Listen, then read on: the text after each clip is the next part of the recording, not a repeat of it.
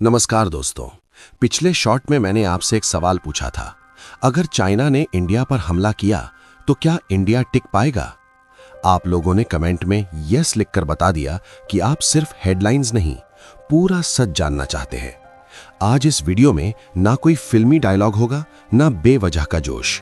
आज हम बात करेंगे ग्राउंड रियलिटी की, फैक्ट्स की और उस सच्चाई की जो न्यूज में खुलकर नहीं बताई जाती। सबसे पहले यह समझना जरूरी है कि इंडिया और चाइना का कॉन्फ्लिक्ट कोई नया कॉन्फ्लिक्ट नहीं है। 1962 की war, line of actual control, Doklam और गलवान जैसी घटनाएं ये दिखाती हैं कि टेंशन लगातार बनी हुई है। चाइना चाहता है कि एशिया में सिर्फ एक डोमिनेंट पावर हो और इंडिया उसके रास्ते की सबसे बड़ी रुकावट है। अब सवाल यह है, अगर कल चाइना हमला करता है तो क्या होगा? सबसे बड़ी बात आती है ज्योग्राफी की। हिमालय सिर्फ पहाड़ नहीं है, ये इंडिया की सबसे बड़ी सिक्योरिटी वॉल है। चाइना की आर्मी को लड़ाई के लिए फ्यूल, फूड और वेपन्स हजारों किलोमीटर दूर से लाने पड़ते हैं। रोड्स लिमिटेड हैं, टेरेन मुश्किल है और वेदर सबसे बड़ा दुश्मन है। इंडियन आर्मी वहीं रहती है, वहीं ट्रेन करती है और उसी एल्टीट्यूड पर लड़ने की आदत रखती है जहां सांस लेना भी मुश्किल होता है।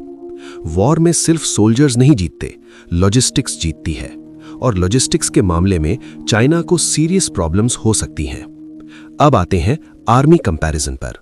चाइना की पीएलए मॉडर्न दिखती है, परेड्स इंप्रेसिव होती हैं, टेक्नोलॉजी एडवांस्ड होती है, लेकिन इंडियन आर्मी के पास एक बहुत बड़ी ताकत है, एक्सपीरियंस।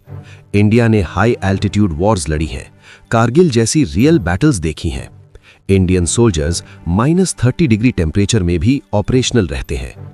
पीएलए के पास ऐसी ग्राउंड लेवल वॉर एक्सपीरियंस बहुत कम है। युद्ध सिर्फ मशीनों से नहीं, मेंटल स्ट्रेंथ से भी लड़ा जाता है। अब बात करते हैं एयरफोर्स और नेवी की। अगर वॉर होती है तो यह सिर्फ बॉर्डर तक सीमित नहीं रहेगी। Indian air force high altitude warfare में चाइना के लिए बड़ा चैलेंज बन सकती है। राफेल जैसे एयरक्राफ्ट माउंटेन वॉरफेयर में इफेक्टिव साबित हो सकते हैं। इंडियन नेवी भी इस वॉर का साइलेंट वेपन बन सकती है। चाइना का लगभग 80% ऑयल इंडियन ओशन के रास्ते आता है। अगर इंडिया ने सी रूट्स पर प्रेशर बनाया तो चाइना की इकोनॉमी कुछ ही समय में स्ट्रेस में आ सकती है। अब एक बहुत इंपॉर्टेंट पॉइंट, चाइना अगर इंडिया पर खुलकर हमला करता है तो यह सिर्फ इंडिया वर्सेस चाइना नहीं रहेगा। America, Japan, Australia direct war में नहीं उतरेंगे, लेकिन इंडिया को इंटेलिजेंस, टेक्नोलॉजी और डिप्लोमेटिक सपोर्ट जरूर मिलेगा। चाइना पहले से ही इकोनॉमिक स्लोडाउन, अनएम्प्लॉयमेंट और ग्लोबल प्रेशर झेल रहा है। एक लंबी वॉर चाइना आसानी से अफोर्ड नहीं कर सकता। अब सीधे सवाल का जवाब, अगर चाइना लिमिटेड लेवल पर हमला करता है तो इंडिया लंबे समय तक टिक सकता है। अगर चाइना फुल स्केल वॉर करता है तो उसे भी भारी नुकसान उठाना पड़ेगा।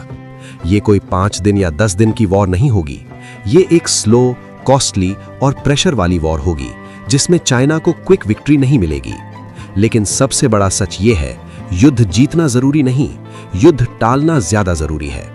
इंडिया की असली ताकत उसकी पेशेंस, डिप्लोमेसी और बैलेंस्ड डिसीजन मेकिंग है।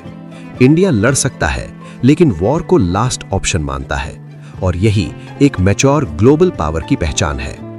अगर आपको ये एनालिसिस रियल और ऑनेस्ट लगा हो तो वीडियो को लाइक कीजिए। ऐसे ही फैक्ट बेस्ड और ग्राउंडेड वीडियोस के लिए उदय तक चैनल को सब्सक्राइब कीजिए और कमेंट में बताइए कि अगला वीडियो आप किस टॉपिक पर देखना चाहते हैं।